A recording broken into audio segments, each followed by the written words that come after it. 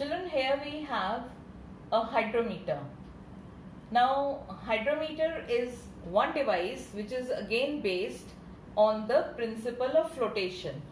Now, hydrometer, it is a device used for measuring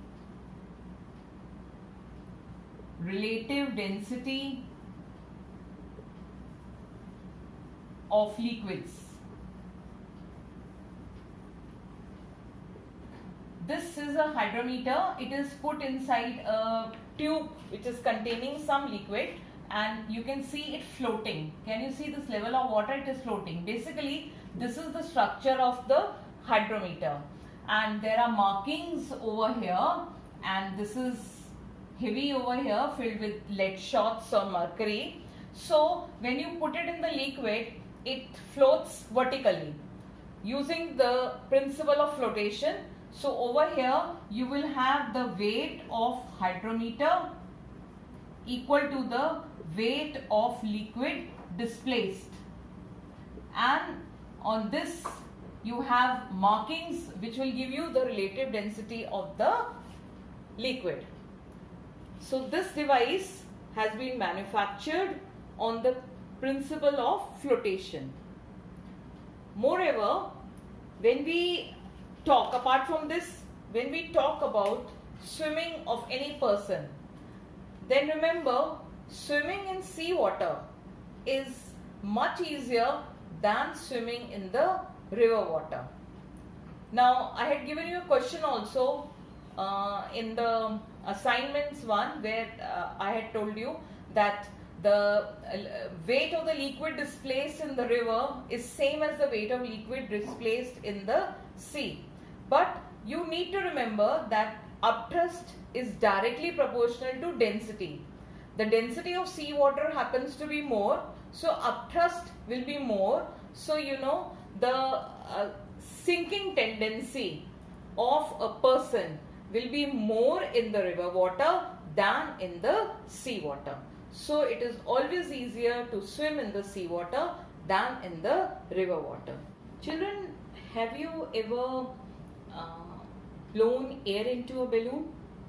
Well, when you blow air into the balloon, does it rise up? Never. It is always on the ground. But if the same balloon, you get it filled with some gas, maybe hydrogen or helium, and by chance it leaves the thread, you leave the thread, you all know it moves up. It keeps on moving up, and finally comes to rest at a particular level. Now, have you wondered why is it so? Now see, when you fill the balloon with air, then the weight of the balloon is more than the weight of the air displaced by it. But when you fill the balloon with hydrogen or helium, these both gases are lighter than air, so the weight of the balloon is less as compared to the weight of the air displaced by it. So a large upthrust acts on it and it keeps on rising up. Then at a particular level, what happens is that the weight of the balloon becomes equal to the weight of the air displaced.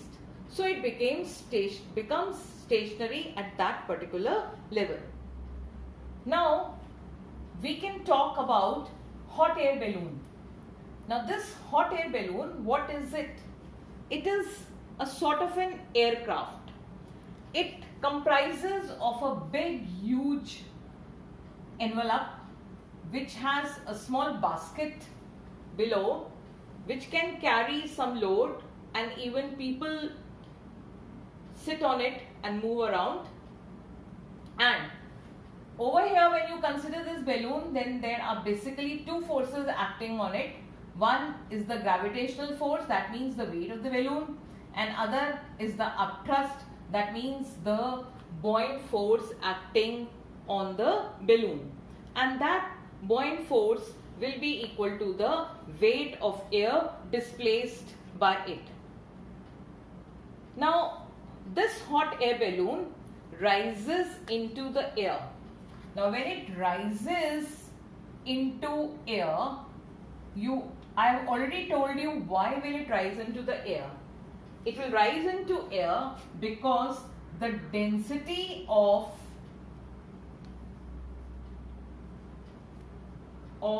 air inside balloon is less than the air displaced by the balloon.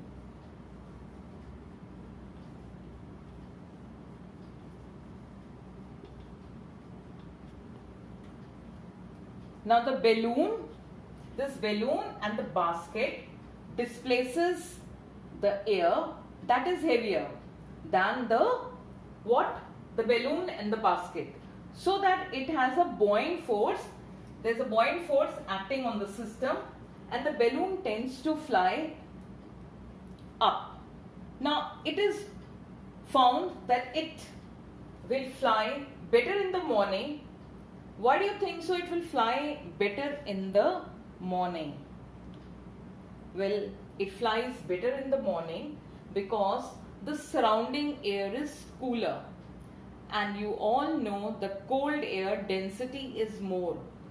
So the upthrust, which is directly proportional to density, will be more.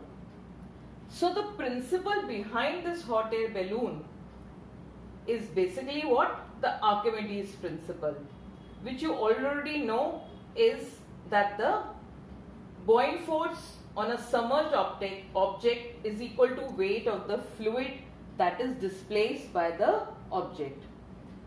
Now if you see this over here, this is a balloon and it has over here, can you see, probably I don't know if you are able to see clearly or not, there is some kind of a fire kindled below.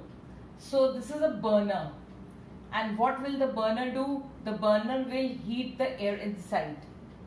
When the air inside is heated, the density becomes less, so the weight of the balloon becomes less.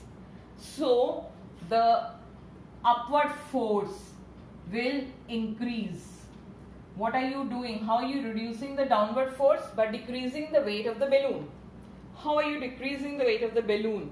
Decreasing the weight of the balloon by heating the air and reducing its density. So in this balloon, the upward force should always be greater than the gravitational force for the balloon to keep rising up. And I told you that in this, gases like hydrogen and helium can also be used, which are much lighter than the air. Now let's do one numerical which is based on hot air balloon. Now read this question.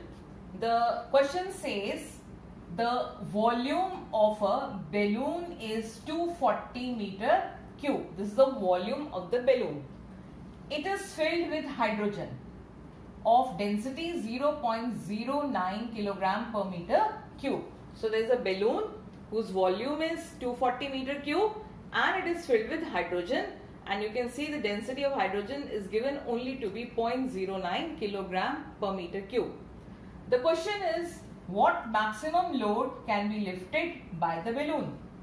Given density of air is 1.29 kilogram per meter cube. Now see, what does this question mean? This means that there is a balloon and there can be some load lifted in the basket below. Now since it has to float, so the weight, downward force, I should say the downward force and the upward force according to the principle of flotation should be equal. Now the downward force will be how much? The downward force will be equivalent to the weight of balloon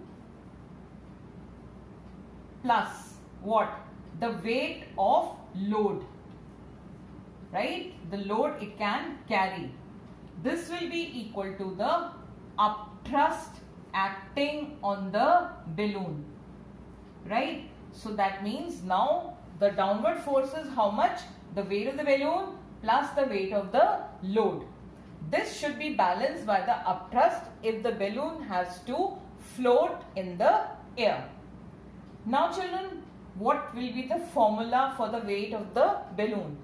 By now I am sure you all know that the weight can be found by using formula V rho G. That means the volume, density and G. So this means that I will have over here in the weight of the balloon the volume of the balloon. What is the volume of the balloon? 240 meter cube. So this will become 240 into the density. The density will be of the air which is inside.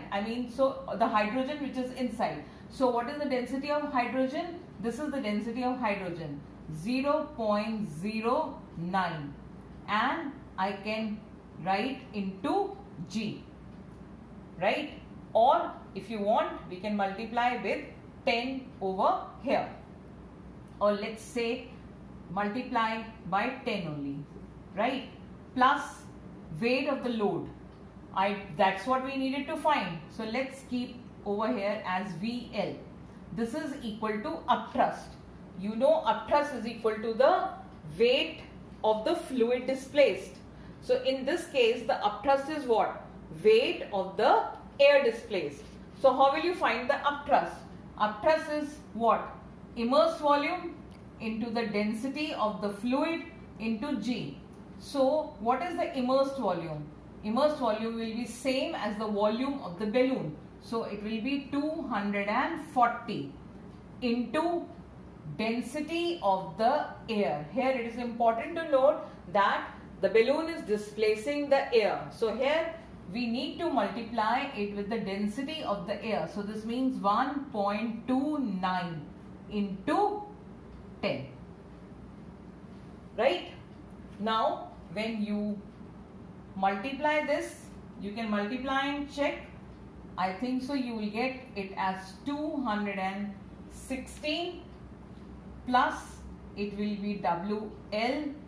This will be again multiply 240 into 1.29 into 10 and you should get it as 3096. You should calculate on your own and check once. So when you solve this, you will get WL equal to 3096 minus 216. This is going to give me 2880. And what should I write the unit over here? Since I have multiplied by 10, that means this weight will come out in the SI unit. So it will be 2880 Newton.